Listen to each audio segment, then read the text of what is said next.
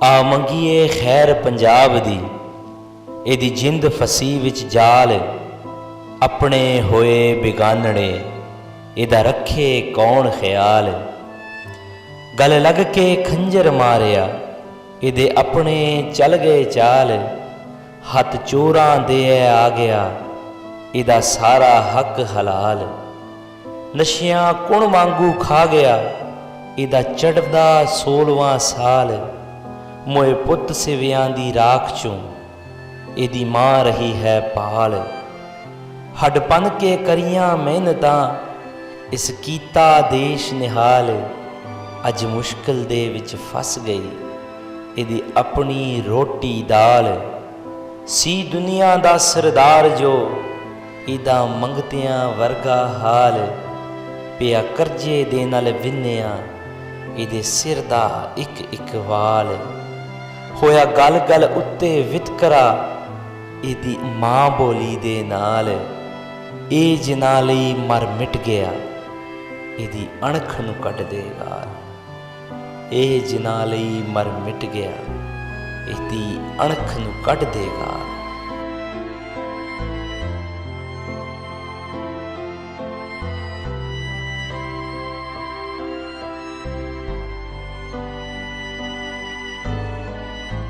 ਇਕੱਤਰ ਵਰ੍ਹਿਆਂ ਦੀ ਨਫ਼ਰਤ ਤੋਂ ਬਾਅਦ ਲਹਿੰਦੇ ਤੇ ਚੜ੍ਹਦੇ ਪੰਜਾਬ ਦੇ ਬਹੁਤ ਸਾਰੇ ਪਿੰਡਾਂ ਦੇ ਨਾਮ ਅੱਜ ਵੀ ਇੱਕ ਦੂਜੇ ਨਾਲ ਜੁੜੇ ਹੋਏ ਨੇ ਤੇ ਪੰਜਾਬੀ ਲਹਿਰ ਪੰਜਾਬ, ਪੰਜਾਬੀ ਤੇ ਪੰਜਾਬੀਅਤ ਦੀ ਸੇਵਾ ਵਿੱਚ ਲਹਿੰਦੇ ਅਤੇ ਚੜ੍ਹਦੇ ਪੰਜਾਬ ਦੀਆਂ ਸਾਂਝਾਂ ਲਈ ਅੱਜ ਪਹੁੰਚੀ ਹੈ ਪਿੰਡ ਬਾਬੇ ਬਕਾਲੇ। ਇਹ ਪਿੰਡ ਸਾਡੇ ਬਹੁਤ ਹੀ ਹਰਮਨ ਪਿਆਰੇ ਸਰਦਾਰ ਹਰਭਜਨ ਸਿੰਘ ਜੀ ਦੀ ਮਾਤਾ ਬੀਬੀ ਜੱਸੂ ਜੀ ਤੇ ਸਰਦਾਰ ਹਰਭਜਨ ਸਿੰਘ ਜੀ ਦੇ ਨਾਨਾ ਜੀ ਸਰਦਾਰ ਅਰੋੜ ਸਿੰਘ ਜੀ ਦਾ। ਸਰਦਾਰ ਅਰੋੜ ਸਿੰਘ ਜੀ ਇਸ ਪਿੰਡ ਦੇ ਬਹੁਤ ਹੀ ਨਾਮੀ ਗ੍ਰਾਮੀ ਸ਼ਖਸ ਸਨ।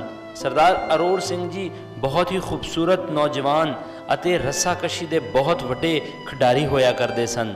ਟੋਟੀਆਂ ਦੇ ਵਿੱਚ ਅੰਗਰੇਜ਼ਾਂ ਦੇ ਖਿਲਾਫ ਹੋਏ ਮੁਕਾਬਲੇ ਦੇ ਵਿੱਚ ਅੰਗਰੇਜ਼ਾਂ ਨੂੰ ਹਾਰ ਦੇਣ ਤੋਂ ਬਾਅਦ ਅੰਗਰੇਜ਼ਾਂ ਵੱਲੋਂ ਇਹਨਾਂ ਨੂੰ ਫੌਜ ਦੀ ਨੌਕਰੀ ਦਿੱਤੀ ਗਈ ਜੋ ਇਹਨਾਂ ਨੇ ਠੁਕਰਾ ਦਿੱਤੀ। ਇਹਨਾਂ ਨੂੰ ਇੱਕ 12 ਬੋਰ ਦੀ ਰਾਈਫਲ ਵੀ ਅੰਗਰੇਜ਼ਾਂ ਵੱਲੋਂ ਤੋਹਫੇ ਵਜੋਂ ਦਿੱਤੀ ਗਈ। ਇਸ ਪਿੰਡ ਵਿੱਚ ਸਰਦਾਰ ਫੌਜਾ ਸਿੰਘ ਅਤੇ ਸਰਦਾਰ ਪ੍ਰੀਤਮ ਸਿੰਘ ਵੀ ਇਸੇ ਹੀ ਪਿੰਡ ਦੇ ਵਾਸੀ ਸਨ।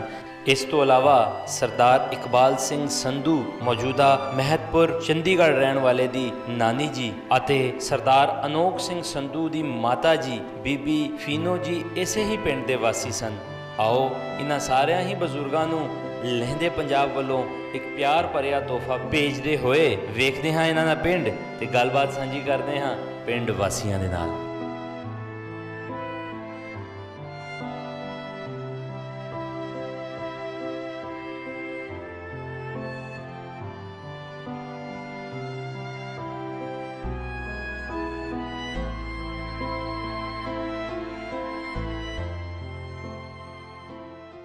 अस्सलाम वालेकुम। ਅਸੀਂ ਪਹੁੰਚੇ ਪਿੰਡ 55 ਜੀਂਬੇ ਬਾਬਾ ਬਕਾਲਾ ਡਿਸਟ੍ਰਿਕਟ ਲਾਇਲਪੁਰ ਦੇ ਵਿੱਚ।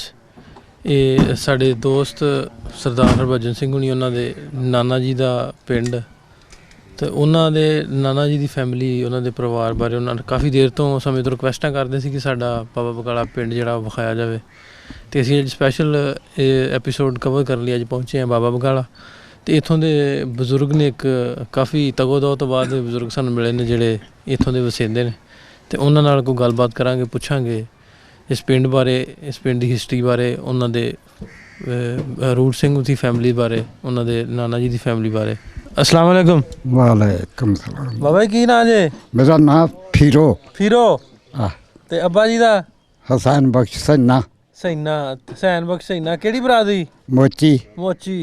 केड़ा ਇਹ ਦੱਸੋ ਵੀ ਉਮਰ ਕਿੰਨੀ ਹੈ ਤੁਹਾਡੀ? उम्र 80 साल ਦੇ ਗੇੜ 'ਚ। 80 ਸਾਲ ਦੇ ਗੇੜ 'ਚ ਵੀ ਜਦੋਂ ਜਾੜੇ ਪਏ ਉਦੋਂ 10 ਸਾਲ ਦੀ ਹੋਣੀ ਹੈ? 10 ਦੀ ਹੋਵੇ 8 ਦੀ ਹੋਵੇ ਇੰਨੀ ਕਿਸੇ। ਅੱਛਾ ਠੀਕ ਹੈ। ਤੇ ਇੱਥੇ ਪਿੰਡ ਆਪਣੇ ਦੇ ਵਿੱਚ ਬਾਬੇ ਬਕਾਲੇ 'ਚ ਜਿਹੜੇ ਸਰਦਾਰ ਰਹਿੰਦੇ ਗਏ ਉਹਨਾਂ ਦਾ ਕਿਸੇ ਤੱਕ ਨਵਾਂ ਨੂੰਆਂ ਦਾ ਪਤਾ? ਸਾਰਿਆਂ ਦਾ ਹੀ ਪਤਾ। ਕਿਹੜਾ?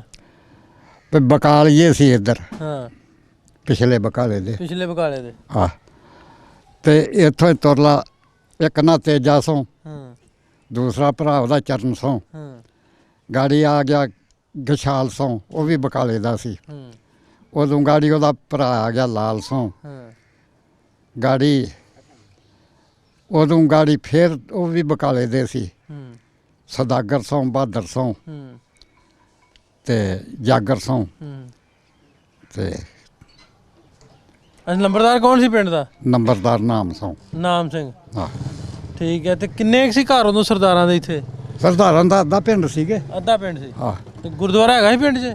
ਆਹ ਗੁਰਦੁਆਰਾ ਸੀ, ਆਹ ਜਿਹੜੀ ਮਸਜਿਦ ਆ। ਆ ਮਸਜਿਦ ਗੁਰਦੁਆਰੇ 'ਚ ਮਸਜਿਦ ਬਣ ਗਈ ਹੈ। ਹਾਂ, ਠੀਕ ਹੋ ਗਿਆ, ਠੀਕ ਠੀਕ ਠੀਕ। ਆਹ ਮਸਜਿਦ ਜਿਹੜੀ ਹੈ, ਮਸਜਿਦ ਜਿਹੜੀ ਚੌਕ ਦੇ ਵਿੱਚ। ਇਹ ਬਕਾਲੀਆਂ ਦਾ ਗੁਰਦੁਆਰਾ ਸੀ। ਗੁਰਦੁਆਰੇ ਗਿਆ ਹਾਂ, ਉਹ ਠੱਠੀਆਂ ਵਾਲਿਆਂ ਦਾ ਗੁਰਦੁਆਰਾ ਸੀ। 2 ਪਿੰਡ ਸੀ ਇਸ ਪਿੰਡ ਦੇ ਵਿੱਚ। 2 ਗੁਰਦੁਆਰੇ ਸੀ। ਹਾਂ, ਠੀਕ ਠੀਕ ਠੀਕ।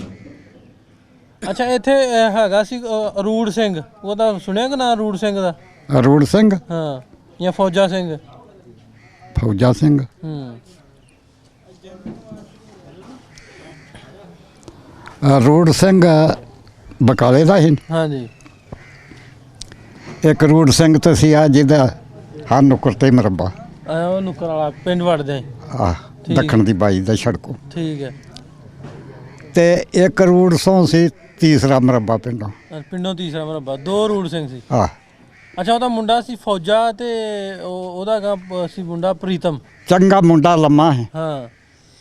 ਉਹ ਫੌਜਾ ਸਿੰਘ ਚੰਗਾ, ਉਹਨੂੰ ਫੌਜਾ ਸਿੰਘ ਲੰਮਾ ਆਂਦੇ ਸੀ। ਜੁੱਤੀ ਨਹੀਂ ਸੀ ਮੇਚ ਆਉਂਦੀ ਉਹਦਾ, ਜੁੱਤੀ ਨਹੀਂ ਆਉਂਦੀ ਹੁੰਦੀ? ਐਡੀ ਲੰਮੀ ਤੇ ਜੁੱਤੀ ਸੀ, ਜਵਾਨ ਸੀ ਮਾਂ। ਅੱਛਾ, ਜੁੱਤੀਆਂ ਜਿਹੜੀਆਂ ਤੁਸੀਂ ਬਣਾਉਂਦੇ ਹੋਣੇ ਜੀ? ਆ ਜੁੱਤੀਆਂ ਸਾਡੇ ਵੱਡੇ ਹੀ ਬਣਾਉਂਦੇ ਸੀ। ਅੱਛਾ ਅੱਛਾ ਅੱਛਾ। ਹਾਂ, ਅੱਛਾ, ਕਿਵੇਂ ਦੇ ਸੀ ਪਿੰਡ ਦੇ ਵਿੱਚ ਉਹਨਾਂ ਦਾ ਰਹਿਣ ਸਹਿਣ? ਮੁਸਲਮਾਨਾਂ ਨਾਲ ਕਿਵੇਂ ਦਾ ਸੀ? ਨਹੀਂ ਠੀਕ ਸੀ ਸਾਡਾ ਰਹਿਣ। ਮੇਰੇ ਆ ਨਾਨਕੇ ਇਸ ਪਿੰਡ ਦੇ ਵਿੱਚ। ਹੂੰ। ਉਹ ਮੇਰੇ ਮਾਮੇ ਦਾ ਪੁੱਤ ਆ। ਅੱਛਾ ਮੇਰਾ ਪਿੰਡ ਇਹ ਬਕਾਲਾ ਨਹੀਂ। ਅੱਛਾ ਅੱਛਾ। ਇਹ ਇਹਨਾਂ ਦੇ ਵਡੇਰੇ ਜਿਹੜੇ ਜਦੋਂ ਦੀ ਬਾਰ ਆਬਾਦ ਆਈ ਉਦੋਂ ਦੇ ਹੋਏ ਆ। ਹਾਂ। ਤੇ ਐਂ ਤਾਂ ਮੁੜ ਕੇ ਇਹਨਾਂ ਦੀ ਫੁੱਫੀ ਵਿਆਹੀ, ਫੇਰ ਗਾੜੀ ਅਸੀਂ। ਅੱਛਾ ਅੱਛਾ ਅੱਛਾ, ਫੇਰ ਆਏ ਆਹ, ਅੱਛਾ, ਦੱਸਣ ਦੇ ਤੁਸੀਂ ਫੌਜੇ ਹੋਣਾ ਦਾ ਮਰਬਾ ਸੀ ਤੀਸਰਾ ਇੱਥੋਂ? ਇਹ ਜਿਹੜਾ ਨਾ ਫੇ ਇਹੋ ਹੀ ਮਰੱਬਾ ਹੈ ਜਿਹੜਾ ਅਰੂੜ ਸਿੰਘ ਦਾ ਪਹਿਲਾ ਮਰੱਬਾ ਤੁਸੀਂ ਪੁੱਛਿਆ ਨਾ, ਹਾਂ, ਉਹ ਪਹਿਲਾ ਹੀ ਆ। ਇਹੋ ਹੀ ਆ। ਹਾਂ। ਆ ਦਾਰੇ ਵਾਲਾ ਇਹਨਾਂ ਦਰਖਤ ਸੀ ਇਹਦੇ ਵਿੱਚ। ਤੇ ਸਰਦਾਰ ਅਰੂੜ ਸਿੰਘ ਇਹ ਗੱਲ ਆਂਦਾ ਹੈ ਕਿ ਮੈਂ ਛਾਵੇਂ ਹੀ ਛਾਵੇਂ ਫਿਰਾਂ, ਮੈਨੂੰ ਧੁੱਪ ਦੇਸੇ ਨਾ। ਇਹਨੇ ਲਾਏ ਸੀ? ਇੰਨੀ ਟਾਲੀ ਸੀ ਇਹਦੇ ਵਿੱਚ। ਅੱਛਾ, ਉਹਦੇ ਘਰੋਂ ਸੀ ਬੀਬੀ ਜੱਸੋ? ਖੈਰ ਜੀ ਉਹ ਤਾਂ ਹੁਣ ਨਾਵਾਂ ਦਾ ਤੇ ਨਹੀਂ ਨਾ, ਤਾਂ ਅਸੀਂ ਬੱਚੇ ਸਾਂ ਉਦੋਂ। ਠੀਕ ਠੀਕ। ਹਾਂ। ਆ ਵੱਡਿਆਂ ਕੋ ਸੁਣ ਲਈਦਾ ਨਾ। ਆ ਠੀਕ ਠੀਕ ਠੀਕ। ਅੱਛਾ, ਵੀ ਇਹ ਵੀ ਜਦੋਂ ਗਏ ਇੱਥੋਂ ਉੱਠ ਕੇ, ਜਦੋਂ ਜਾੜੇ ਪਏ, ਉਦੋਂ ਕਿਵੇਂ ਗਏ? ਆਂਦੇ ਨਾ ਵੀ ਹਾਲਾਤ ਖਰਾਬ ਸੀ। ਹਾਲਾਤ ਤੇ ਖੈਰ ਦੁਨੀਆ ਦੇ ਖਰਾਬ ਹੀ ਸੀ ਨਾ। ਹੂੰ।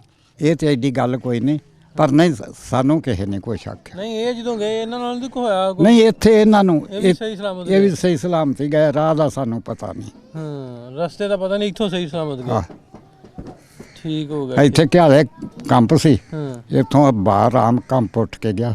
ਤੇ ਐਨਕ ਟੁੱਟੀ ਇੱਕ ਸਾਈਡ ਤੋਂ? ਇਹ ਜੀ ਇੱਕ ਦਿਨ ਮੈਂ ਸੁੱਤਾ ਸਾਂ ਤੇ ਲੇਲਾ ਆਇਆ, ਉਹਨੇ ਮਾਰ ਕੇ ਟੋਡਾ ਫਰੇਮ ਤੋੜਤਾ। ਹੁਣ ਪਾਉਣੇ ਆ ਕਿ ਅੱਛਾ, ਹਾਂ ਲੇਲਾ ਐਨਕ ਤੋੜ ਗਿਆ। ਹਾਂ। ਐ ਤੁਹਾਡਾ ਨਾ ਐਨਕ ਦਾ ਤੋਹਫਾ ਸਮਝੋ ਵੀ ਤੁਹਾਡੇ ਪ੍ਰੀਤਮ ਸਿੰਘ ਹੋਣਾ ਲਓ, ਰੂੜ ਸਿੰਘ ਹੋਣਾ ਲਓ। ਇਹ ਐਨਕ ਤੁਸੀਂ ਲੈਣੀ ਚੰਗੀ ਐਨਕ। ਤੋਹਫਾ ਨਹੀਂ ਮੋੜੀਦਾ ਹੁੰਦਾ।